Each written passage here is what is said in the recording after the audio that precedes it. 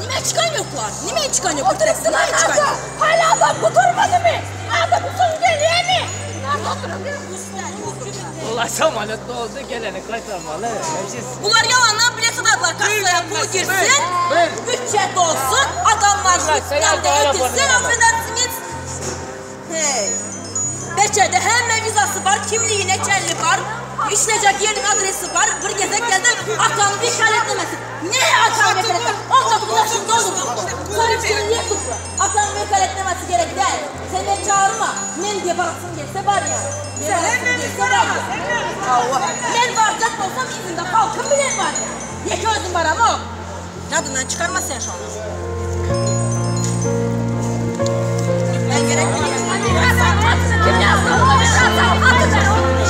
Kim çekti? Kim çekti?